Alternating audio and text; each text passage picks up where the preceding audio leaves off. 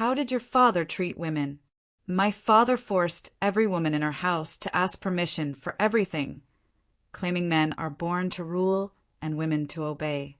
It began when I was 10, after Mom answered the phone without asking. Dad slammed her against the wall and set new rules that every woman needed his approval for everything. My older brother, Tracy, watched from the couch, still playing his video game.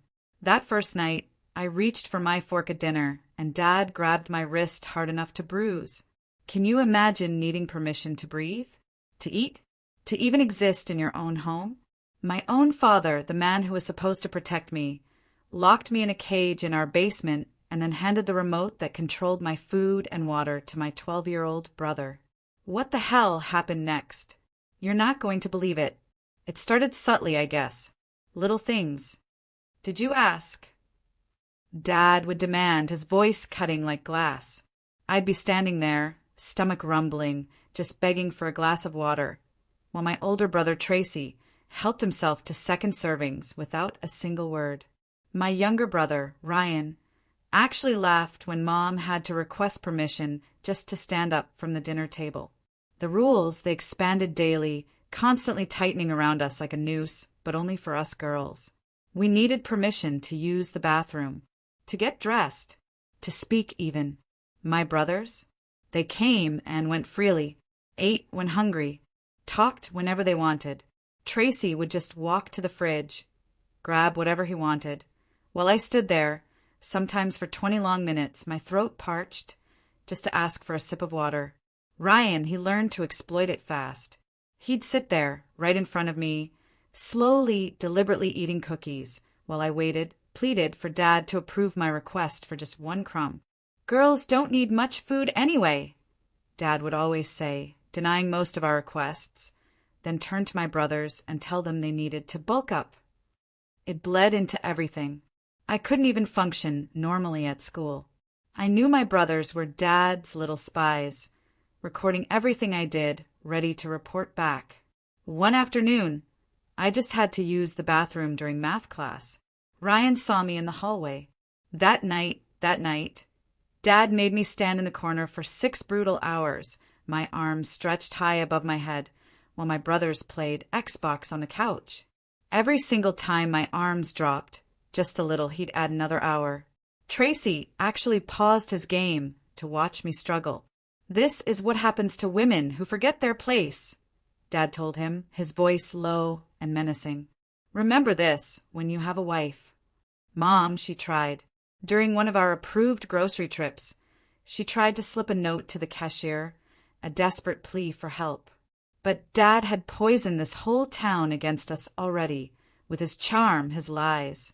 When the cashier handed Dad the note Mom had slipped him, he took her home. And that night, as punishment, he shaved Mom's head. My brothers sat at the kitchen table, doing their homework, while Dad ran the clippers over her scalp. Your mom thought she could make decisions without me, he explained to them, as if this was a lesson. But women's brains aren't built for thinking. Ryan, my little brother, asked if he could help shave her, and Dad actually let him do the back of her head. I watched, my stomach churning. My sister tried to escape once, climbing out her window one night. But the alarms went off. Dad dragged her back inside and locked her in the basement for 3 days, no food, no water. During those 3 days, he made Mom and me serve elaborate meals to my brothers, explaining this was our natural purpose.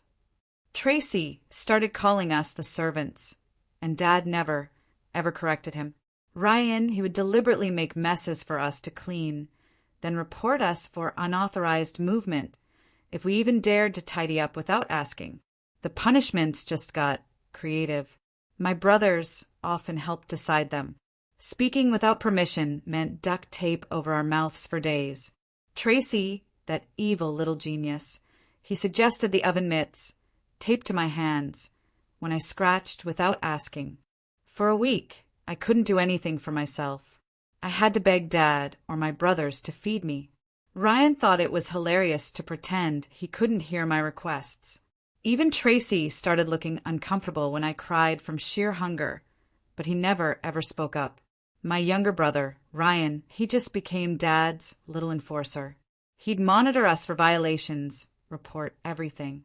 He'd document when Mom's hands shook without permission or when my sister blinked too many times. Dad paid him $5 for every infraction he caught. Ryan bought video games with the money he earned from our suffering. Tracy, at least, had the decency to avoid eye contact during punishments. But Ryan? He'd pull up a chair. He'd watch. I tried faking sick once, just to get to a hospital, to tell someone. Dad tested if I was faking by holding a lighter to my arm while my brothers watched. If she's really sick, he sneered, she'd be too weak to react. My skin burned. Good lesson for you boys, he said, as the smell of my own flesh filled the air. Women lie about pain for attention. Tracy actually left the room that time, but Ryan stayed, utterly fascinated. Later, Dad gave him his own lighter, to test us, whenever he suspected we were faking. Then came the shot callers. They delivered pain for unauthorized actions. Dad gave both my brothers controller apps on their phones. You're men now, he told them. Time to learn how to manage women. Tracy, he deleted the app after using it once, after seeing my sister convulse. But Ryan? Ryan kept his, shocking us for fun, even when Dad wasn't around. He'd wait until we were carrying something heavy, then shock us just to watch us drop it. One day, Ryan, being the little monster he was, started bragging to a friend about our shock collars. The friend got uncomfortable. The friend's mom called our house, asking questions. Dad was furious that we'd been disgusted with outsiders. He blamed us for Ryan's loose lips. As punishment, he announced a new rule. We'd be moving to the basement. Permanently. My brothers would keep our bedrooms. We'd move into what he'd been building down there. He sent me down to see our new accommodations. My blood ran cold. 3 small cages, bolted to the concrete floor. They had feeding tubes. Waste systems. That meant no more asking permission, because we wouldn't be able to move at all. The electronic locks would arrive tomorrow.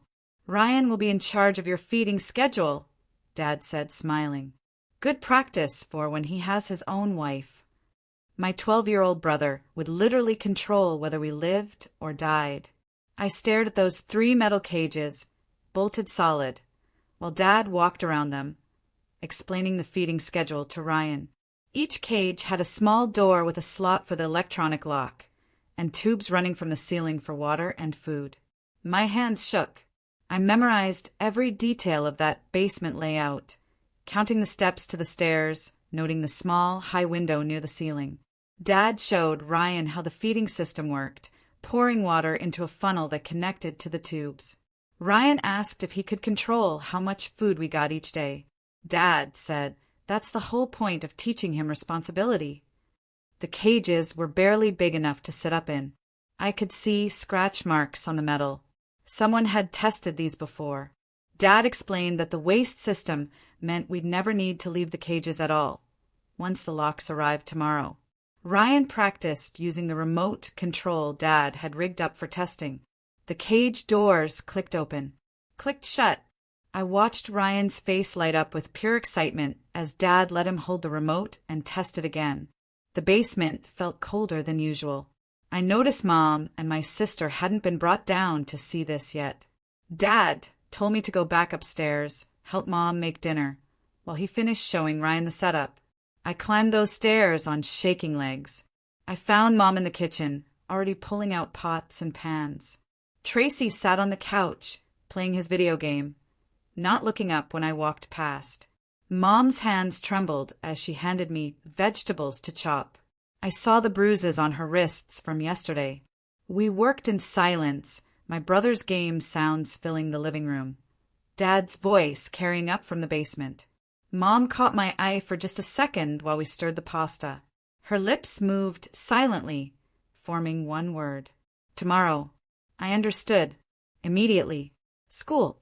School was our only chance to get help before those locks trapped us forever. We served dinner.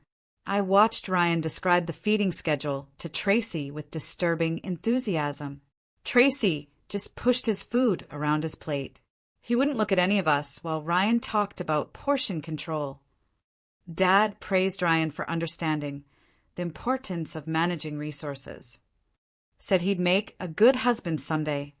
That night, I lay in bed, staring at the ceiling, planning how to get a message to someone at school. Ryan slept in the bed across from mine, his phone on the nightstand, the shot collar app still glowing on the screen. Every few minutes he'd roll over, and I'd freeze, terrified he'd wake up and catch me awake without permission.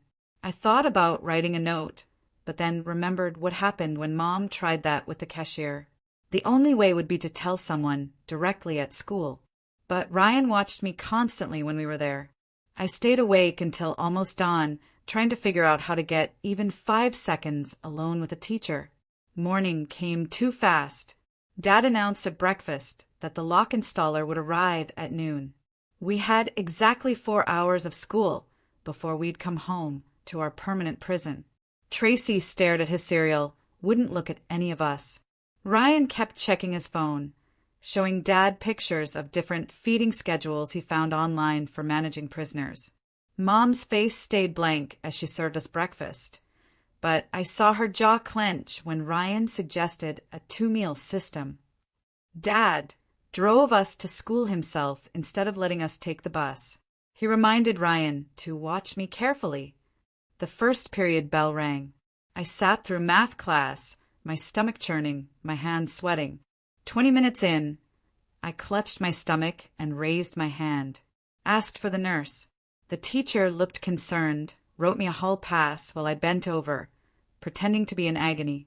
I folded the pass carefully, grabbed a pencil from my desk when no one was looking. The hallway was empty. I walked slowly toward the nurse's office, knowing I had maybe 30 seconds. I pressed the pencil hard against the back of the hall pass and wrote HELPCAGSIN BSEMENT in shaky letters. My hands trembled so badly I could barely form the words, but I pressed harder, kept writing. I heard footsteps, looked up. Ryan, coming around the corner, watching me with narrow eyes. I slipped the pencil into my pocket, kept walking normally toward the nurse's office, trying not to panic. Ryan followed at a distance. I knew he was making sure I didn't talk to anyone. The nurse's office door was open. I walked in, holding my stomach, and handed her the pass face down. She flipped it over to read the teacher's note. Her eyes went wide when she saw my message on the back. She looked at me, then at Ryan, still standing in the doorway, and told him firmly to go back to class. Immediately, Ryan hesitated, but the nurse stood up, pointed down the hall with an authority that made him back away. She closed the door, locked it, then picked up her phone and called someone, gesturing for me to sit down. Within minutes, she was walking me down the hall to the counselor's office. Mr. Guthrie was already waiting. He read my note, looked at me with serious eyes, then started asking careful questions about what was happening at home. I couldn't speak, not with Ryan possibly listening outside, so I just nodded or shook my head. Mr. Guthrie wrote down everything I was telling him through nods and glances, while the nurse stood guard at the door. He picked up his phone. I heard him say, "Emergency, immediate danger," to whoever was on the other line. The nurse brought me water, held my hand while Mr. Guthrie made call after call. She stayed with me for another hour while he kept making calls, writing things down on yellow paper. He looked up at me. "Child services will come today," he said, "but you have to go home normal." My stomach hurt for real now, thinking about going back there, knowing what was waiting in the basement. The bell rang for lunch. Mr. Guthrie walked me to the cafeteria himself, telling me to act like nothing happened. That help was coming soon. I sat at my usual table, tried to eat my sandwich, but my hands were shaking so bad I could barely hold it.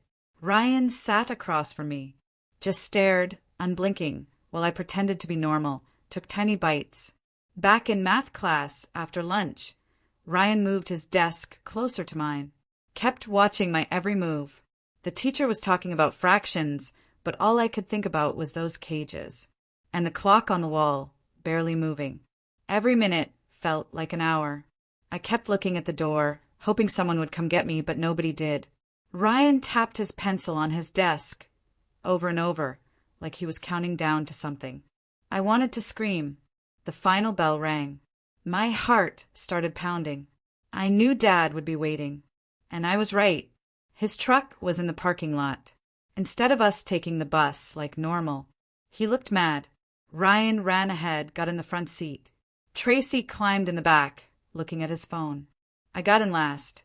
Dad said the locks came early from the hardware store, so we were going straight to the basement to finish everything. My backpack was on the floor. I slowly reached down, like I was fixing my shoe, and grabbed a pen from the front pocket. I pushed it into my sock while Dad was watching the road and Ryan was playing with the radio. The pen felt cold against my ankle, but I needed something to write with if I was going in those cages. Dad pulled into our driveway, told us all to get out, go straight downstairs. He had work to do. The basement smelled like metal and concrete. Those 3 cages sat there, waiting, their doors open like hungry mouths. Dad had a toolbox full of electronic parts. Started pulling out wires and small black boxes. The locks. He made us all stand against the wall and watch while he drilled holes in the cage frames for the lock mechanisms. Tracy stood in the corner, hands in his pockets. I saw him set his phone on the workbench when Dad told him to hold the drill bits. The drill was so loud it hurt my ears.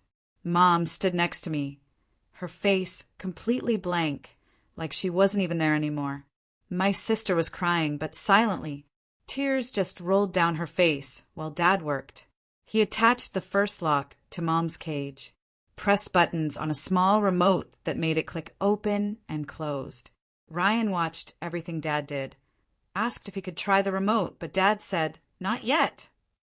The second lock went on my sister's cage. Dad tested it 3 times, made sure it worked perfectly. He was almost done with my cage when we heard footsteps upstairs. Then someone knocked on the front door. Dad stopped drilling, looked up at the ceiling like he was trying to figure out who it was. The knocking got louder. Someone rang the doorbell in a row. That made Dad put down his tools. He told Ryan to go answer it, say everyone was at work or school if they asked any questions. Ryan ran up the stairs. We could hear him talking to someone, but couldn't make out the words. Dad picked up his drill again, but kept looking at the stairs every few seconds, waiting for Ryan to come back. We heard the front door close. Ryan's footsteps coming back down to the basement. He looked excited. He said someone from Child Services was at the door, asking about us, but he told them to come back later because nobody was home. Dad smiled, pulled a $20 bill from his wallet, gave it to Ryan for doing such a good job. He said we needed to work faster now, pointed at the cages, the remote in his hand. Mom looked at me. I saw her mouth a word no, but Dad was already pushing her toward the first cage. She got on her hands and knees, crawled inside, while Dad watched to make sure she went all the way to the back.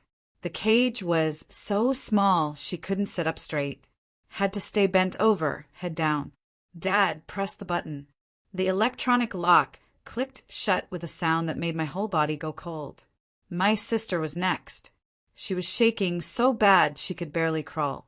But Dad grabbed her arm, helped her into the second cage. She curled up in a ball, as small as she could make herself, covered her face with her hands. The lock clicked, and now it was my turn to crawl into the last cage. That would be my new home.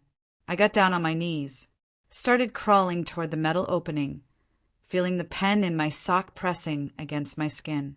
The cage floor was cold metal bars that hurt my knees and hands as I moved to the back where the feeding tube hung down. Dad pressed the button. The lock clicked shut. I was trapped inside. No way out unless someone had that remote. Ryan sat on the bottom step, watching us in our cages like we were animals at the zoo. Tracy stayed in the corner. He wouldn't look at any of us, but I saw him glance at his phone on the workbench. Dad started explaining how the feeding system worked, connected plastic tubes to each cage that would let them control when we ate or drank. Ryan asked if he could be in charge of feeding us. Dad said that was a great idea for him to learn responsibility. Dad walked over to the workbench, picked up a plastic funnel connected to clear tubing that looked like something from a science lab. He threaded the tube through the top of Mom's cage, told Ryan to watch carefully. While Dad bent down, adjusting the tubes, I felt the pen in my sock pressing against my ankle. Slowly reached down like I was scratching. My fingers found the pen, pulled it out while Dad explained to Ryan about measuring portions and schedules. I pressed the pen tip against the metal cage floor, started writing "Help P" as hard as I could. The metal was slippery. The pen kept sliding, but I pressed harder until I could see faint marks forming. Dad moved to my sister's cage with another tube. I quickly wrote our 3 names under "Help."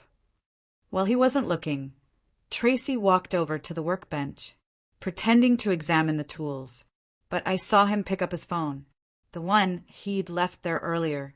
He held it down by his side. I heard the soft click of the camera as he took pictures of us in the cages. His hands were shaking so bad I thought he might drop the phone, but he kept taking pictures while Dad's back was turned. Dad finished connecting all 3 feeding tubes, picked up a water bottle from the workbench. He poured water into the funnel above my sister's cage.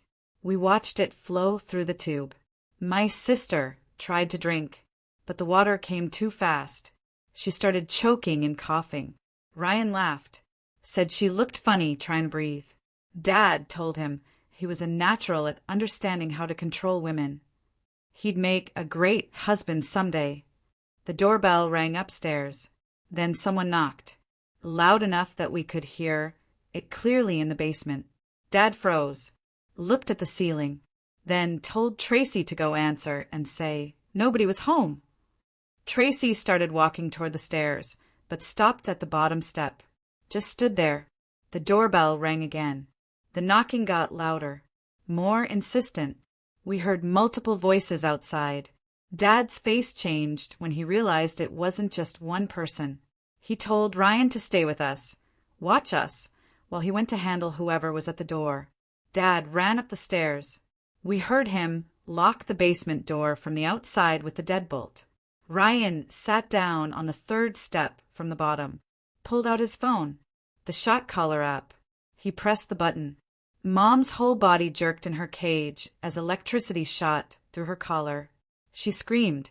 Ryan laughed, said this was better than any video game he'd ever played. He shocked my sister next. She curled into a ball, crying, while he scrolled through the settings on his phone. The voices upstairs got louder. We could hear Dad yelling something about needing to see a warrant, knowing his rights. Ryan looked nervous for the first time since this whole nightmare began. He stood up, went to listen at the door, pressed his ear against the basement door, trying to hear what was happening upstairs. Tracy's phone started buzzing on the workbench where Ryan had been sitting earlier after taking it from Tracy. Ryan walked over, picked it up, swiped to see the messages on the screen. His face went white. He read texts from someone named Mrs. Parker, asking if we were okay, saying she'd called the police. More messages kept coming, saying she knew something was wrong. Help was coming. We heard heavy footsteps above us, moving through the house. Dad shouting about private property and constitutional violations. Then there was a loud crash, like furniture falling over. Multiple people talking at once, commanding voices.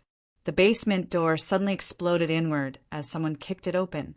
Police officers rushed down the stairs, hands on their weapons. Ryan dropped Tracy's phone, tried to run toward the back of the basement, but an officer caught him by the arm. The officer held Ryan while calling for backup and paramedics on his radio. More officers came down. One of them saw us in the cages, immediately started taking pictures with his phone. A woman officer knelt down by Mom's cage, told her everything would be okay now. They were going to get us out. She asked who had the keys or remote for the locks. We all pointed at Dad, who was being brought down the stairs in handcuffs. The officers made Dad tell them where the remote was. He said it was in his pocket, but refused to say which one. They searched him, found 2 remotes, one for the cages and one for the shock collars. The woman officer pressed the button. Mom's cage clicked open. She helped Mom out onto the basement floor. Mom couldn't stand up. Her legs were numb from being cramped in the small space. They got my sister out next. She immediately threw up from the stress and the bad water Dad had forced through the tube. When they opened my cage, I crawled out, showed them what I'd written on the floor with my pen. The officer taking pictures made sure to photograph the words and our names I'd scratched into the metal. Tracy came down the stairs with another officer, handed over his phone, with all the pictures he'd taken. The paramedics arrived, started checking us for injuries. While the police collected evidence from the basement, they bagged the shock collars, the feeding tubes, took measurements of the cages. Ryan sat on the stairs, crying, saying, "Dad made him do everything." But the officers had already seen the messages on Tracy's phone. One of the paramedics wrapped me in a soft blanket, checked my pulse and blood pressure, asking if I could feel my legs and arms. Everything felt tingly and weird from being cramped for so long, but nothing seemed broken or seriously hurt. They helped us up the stairs one at a time because we were all too weak and shaky to walk on our own. A detective, his badge saying Travis McNeil, pushed through the other officers. Stopped dead when he saw us. His face went white. He immediately grabbed his radio, calling for more paramedics, saying something about a priority response. He asked who had the keys to the cages. We all pointed upstairs, where Dad was still yelling at the police. McNeil sent 2 officers to get the remote from Dad while the paramedics started working on the cage locks with bolt cutters. The metal was thick. It took them forever to cut through, while Mom just sat there, crying and crying. My sister had gone completely silent, wouldn't look at anyone.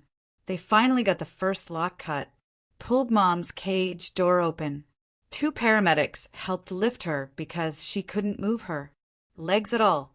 They wrapped her in this soft yellow blanket, and a female officer sat down next to her on the floor.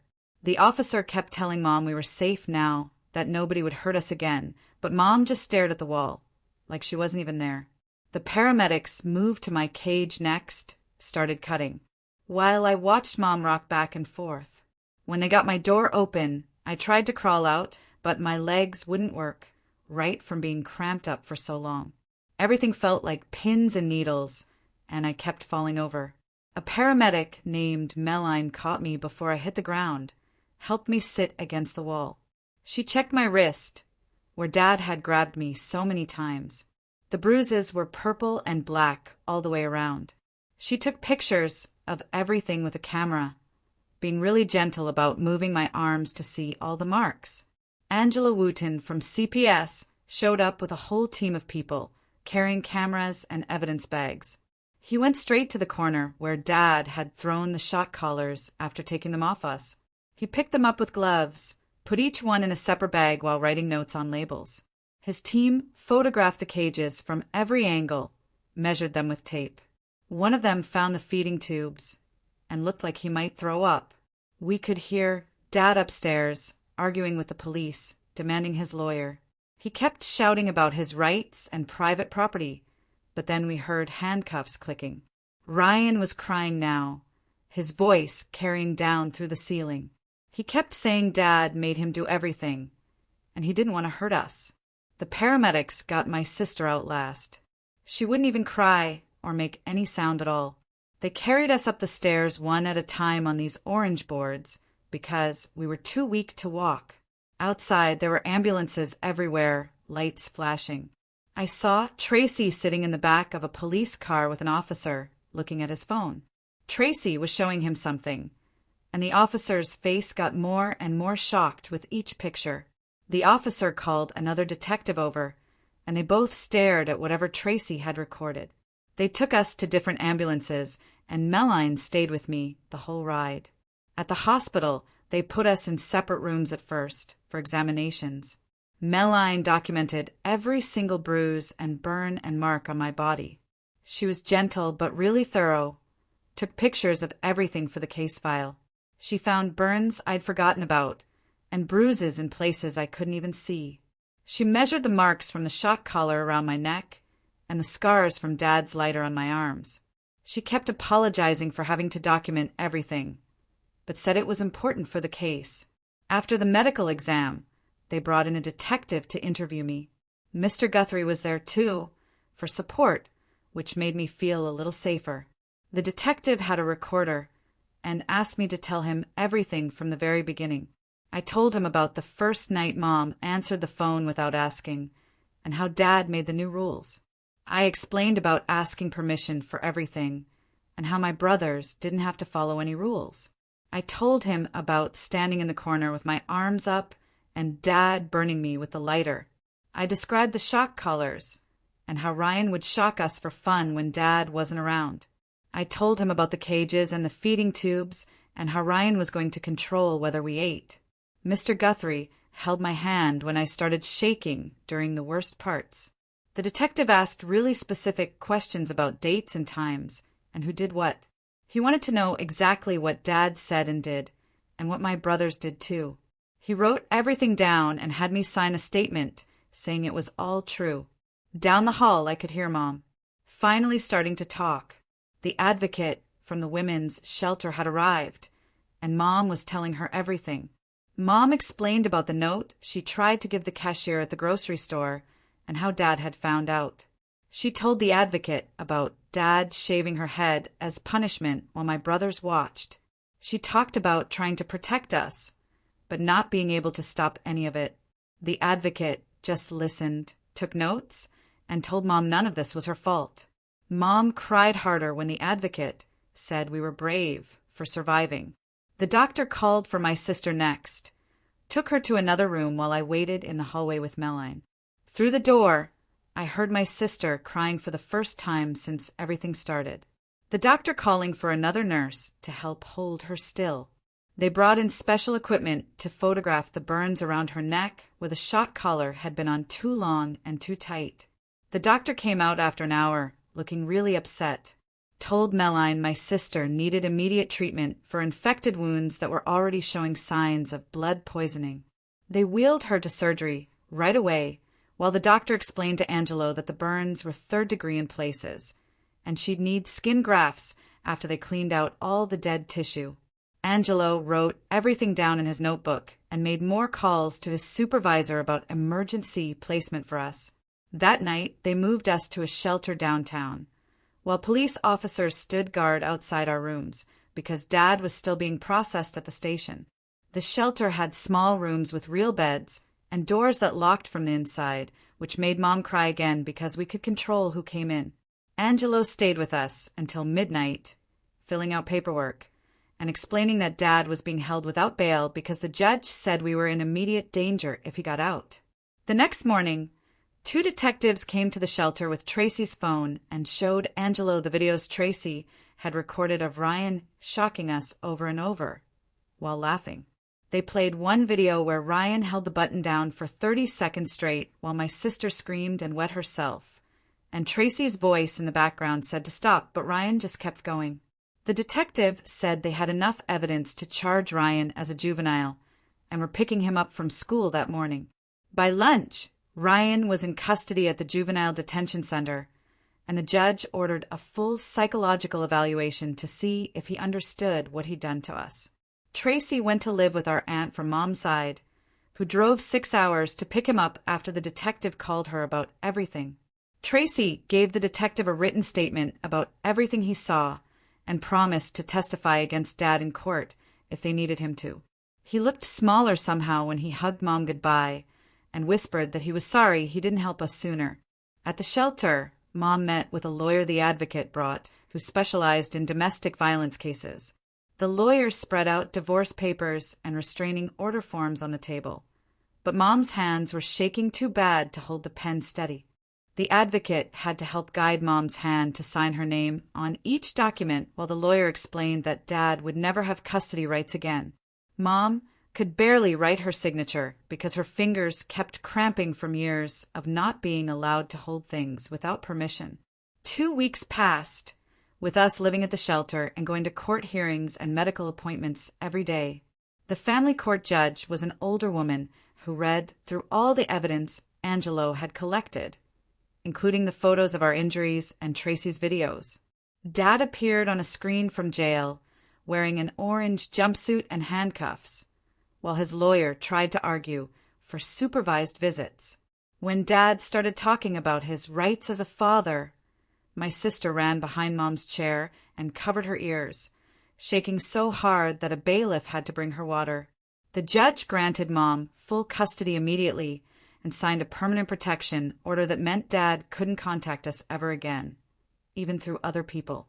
A month after that, the prosecutor came to the shelter to tell us Dad had agreed to take a plea deal for 15 years in prison rather than go to trial. Mom said it wasn't long enough for what he did, but at least we wouldn't have to testify and relive everything in front of a jury. The prosecutor explained that with the evidence they had, Dad would definitely be convicted, but trials were hard on victims, especially kids. 3 months into our stay at the shelter, Ryan's case finally went to court. He sat at a table, looking confused about why he was in trouble. The judge reviewed the psychological evaluation that said Ryan had been trained by Dad to see women as objects, but still understood that causing pain was wrong. Ryan got sentenced to stay in a juvenile treatment facility until he turned 18, with mandatory therapy and education about respecting women. His lawyer tried to argue that Ryan was just following Dad's orders, but the judge said the video showed Ryan enjoying our pain too much to claim he was just obeying. We started going to therapy at the shelter with a counselor who worked specifically with abuse survivors and understood why we couldn't talk at first. That first session, I sat in the chair, shaking while the counselor just waited patiently without pushing me to speak before my body was ready. She gave me paper and crayons to draw what I was feeling, since words wouldn't come out of my mouth no matter how hard I tried. Mom went to her own sessions, where we could hear her screaming sometimes through the walls as she let out years of anger she'd held inside. For weeks after everything ended, Tracy sent us a letter through our aunt, since he wasn't allowed to contact us directly yet. Mom opened it with shaking hands and read it out loud while we sat on her bed in our shelter room together.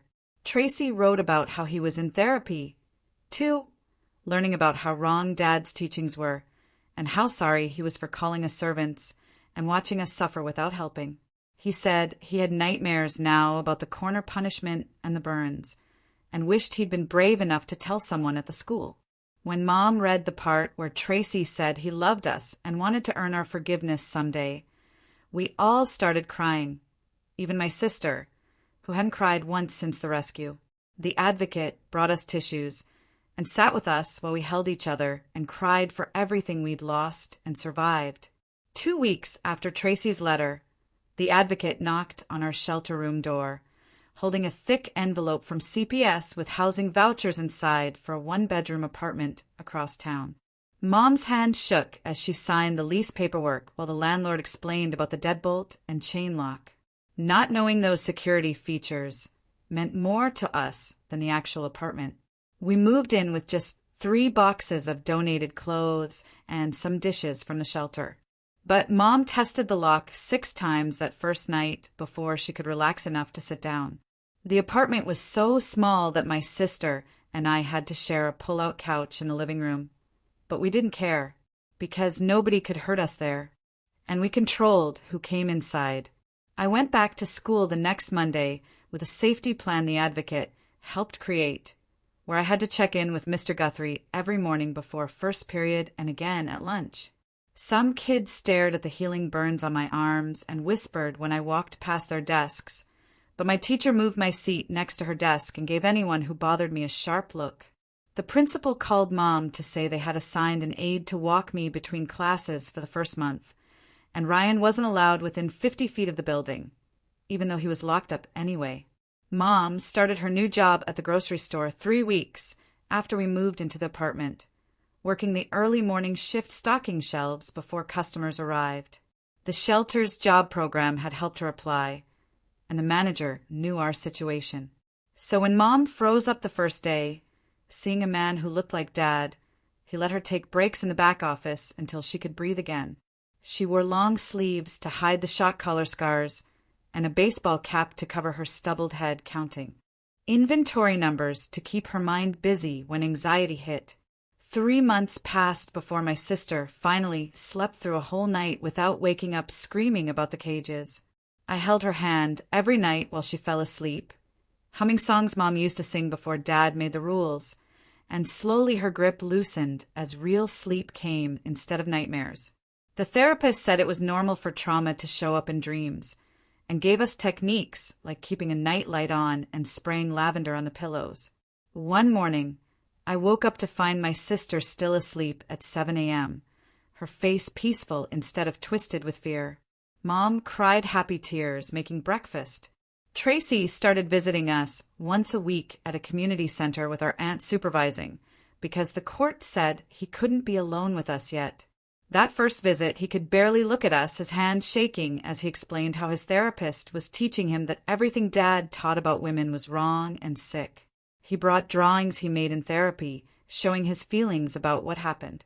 Mostly dark scribbles with small figures trapped in corners. Our aunt sat in the corner reading a book, but watching carefully while Tracy told us about the residential program where he lived now, with other boys learning to overcome toxic masculinity. He said they had to practice asking permission for things, just to understand how it felt. And one boy, who'd abused his sister, had to write her 100 letters of apology. The detective called one Tuesday afternoon while Mom was at work to tell us they'd searched Dad's computer and found blueprints for the cages dating back 5 years. He'd ordered the metal online, piece by piece, hiding purchases across different credit cards, and had detailed notes about training sons to control women. There were emails to men's rights groups where he bragged about his system and encouraged others to try similar methods with their family. The detective said this evidence meant Dad would definitely get the maximum sentence because it showed years of planning, not just anger that got out of control. Mom's hair grew back so slowly that we measured it with a ruler each Sunday, celebrating when it reached half an inch, then an inch, and finally long enough to need brushing. The day it was long enough for a tiny ponytail, maybe 2 inches sticking up from her head. She cried in the bathroom mirror while my sister and I decorated it with every colorful clip we could find at the dollar store. She wore those bright pink and yellow clips to work the next day, and her manager said she looked beautiful, which made her smile for real instead of the fake smile she'd been practicing. I joined a support group for kids at the community center where 8 of us sat in a circle talking about surviving different kinds of abuse. One girl's uncle had locked her in a closet for days at a time, while a boy's mom had burned him with cigarettes. Hearing their stories helped me understand we weren't alone in surviving something terrible. The counselor running the group taught us coping strategies like deep breathing and grounding exercises where we named 5 things we could see, 4 we could touch, 3 we could hear, 2 we could smell, and 1 we could taste. 6 months after leaving Dad's house, we had our first completely normal day. Nobody cried. Nobody had panic attacks. Nobody jumped at sudden noises. We ordered pizza and watched movies on the donated TV from the shelter. My sister picking the cartoon while Mom and I just enjoyed seeing her act like a regular kid again. That night, we all slept without nightmares and woke up without the crushing fear that had lived in our chest for so long. Mom got promoted to shift supervisor after 8 months at the grocery store because her boss said she never missed a day and always finished her tasks perfectly. She came home with a small raise and benefits, including health insurance, which meant my sister could finally get proper treatment for the nerve damage from the shock collar. Her boss told her she was the most reliable employee they'd had in years, which made her smile the real smile we hadn't seen since before Dad made his rules. My sister came home from school one afternoon, holding a pink envelope, looking scared to even show it to us. She pulled it out of her backpack slowly. Mom read it. An invitation to a classmate's birthday party at the bowling alley next Saturday. the shelter advocate who still checked on us weekly, said this was good progress and helped Mom fill out the permission slip while my sister watched nervously. That Saturday morning, my sister changed outfits 4 times before we drove her to the bowling alley. And Mom's hands shook on the steering wheel the whole way there. We sat in the parking lot for 10 minutes, watching other kids go inside, before my sister finally opened the car door and walked in by herself. Mom and I went to the coffee shop across the street and spent 2 hours staring at our phones, waiting for something bad to happen, jumping every time someone walked past our table. When we picked her up, she was actually smiling and carrying a goodie bag, talking nonstop about how she got 3 strikes and ate pizza with the other kids. At school, Mr. McGregor assigned us to write about bravery for English class, and I stayed after school every day for a week, typing my story in the computer lab. I wrote about the morning I passed the note to the nurse with Ryan watching, about Mom trying to get help at the grocery store, about my sister climbing out her window even knowing the alarms would go off. Mr. McGregor read it during his lunch break, and his eyes got wet, and he helped me edit it and submit it to a statewide contest for high schoolers. 3 weeks later, the letter from the court arrived saying Dad's appeal got denied, and he'd served the full 15 years without possibility of early release. The prosecutor called Mom to explain that the photos from Tracy's phone and the evidence of years of planning meant no judge would reduce his sentence. She also told us Ryan was doing better at the juvenile facility, going to therapy every day, and might get moved to a group home in 6 months if he kept improving. Tracy's graduation came in June, and he asked us to come even though we hadn't seen him in 2 months. We sat in the back row of the auditorium while he walked across the stage in his cap and gown. And when they called him for his special speech about overcoming adversity, he talked about growing up in a house where he learned wrong was right. He thanked us for surviving what he should have stopped and said he was going to spend his life making up for staying silent when we screamed. Our apartment started feeling like home after we hung pictures on the walls. Simple ones from the dollar store of sunflowers and beaches we'd never been to. Mom bought 3 small plants for the kitchen window and watered them every morning, smiling when new leaves appeared. My sister picked purple paint for her side of our shared room, and we spent a whole weekend painting, getting it on our clothes and laughing when Mom walked in, covered in purple dots. The letter saying I won the writing contest came on a Tuesday and included a check for $500. I cashed it at the bank where Mom had her new account and went straight to the department store, finding a long blue winter coat with a warm hood that cost almost all of it. Mom cried when I gave it to her, real happy tears this time, saying she was proud of how strong I'd become, even though I didn't feel strong at all. My sister got cast as the brave princess in her school play and practiced her lines every night for 3 weeks, making us watch her perform the sword fight scene over and over. The night of the performance, we all went, even Tracy, who drove 2 hours to be there. And when she walked on stage in her cardboard crown, Mom grabbed my hand so tight it hurt. During her big scene where the princess saves the kingdom, Mom whispered that my sister was the bravest person she knew. At her support group, Mom met a man named David who'd also left an abusive marriage. And after 3 months of being friends, he asked if he could take her to dinner. He came to our apartment first to meet us, shaking our hands gently and asking if we were comfortable with him dating our mom, saying he'd understand if we needed more time. When Mom reached for her purse, he asked if he could carry it for her, not taking it but offering. My sister and I looked at each other, knowing this was different. December came, and we bought a small fake tree from the thrift store, decorating it with paper ornaments we made ourselves. Mom wrapped presents she bought with her own money from her job, putting them under the tree without hiding them or locking them away. Christmas morning, we opened them whenever we wanted. Nobody asking permission. Nobody waiting for approval. My sister ripping paper while I carefully saved mine, and Mom taking pictures with her phone. Tracy got his acceptance letter to State College in January, choosing social work as his major because he said he wanted to help kids recognize abuse and escape it. He showed us his application essay about growing up watching his father torture us and doing nothing, about learning that silence makes you guilty, too. The admissions board wrote a note saying his honesty and commitment to change would make him an excellent social worker someday. The community center smelled like old gym mats when we walked in for our first self-defense class 3 weeks later. Mom signed us up after seeing a flyer at the grocery store. An instructor, a short woman with gray hair, showed us how to break a wrist grab on the first day.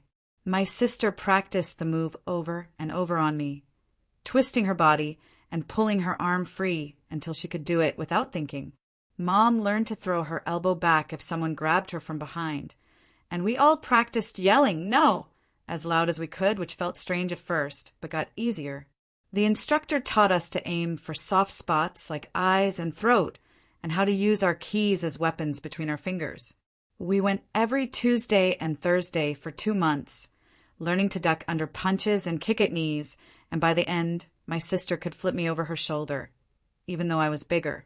This morning, I woke up at 7 a.m. and walked straight to the kitchen without waiting for anyone. I cracked eggs into a pan and turned on the stove, making scrambled eggs while Mom slept in. When I needed to pee, I just went to the bathroom and closed the door behind me. My sister came out and asked what smelled good, and I told her about the eggs without checking if I was allowed to speak. These tiny things that everyone else does without thinking, they feel huge to us. And our apartment, with its deadbolt we control ourselves, is the only place we've ever felt completely safe. Thanks for letting me wander through all this with you. It's definitely been quite a journey to share together. I really appreciate you being here. What do you think about all of this? Have you ever had to fight for the small freedoms that others take for granted? Tell me what you think. I really want to know.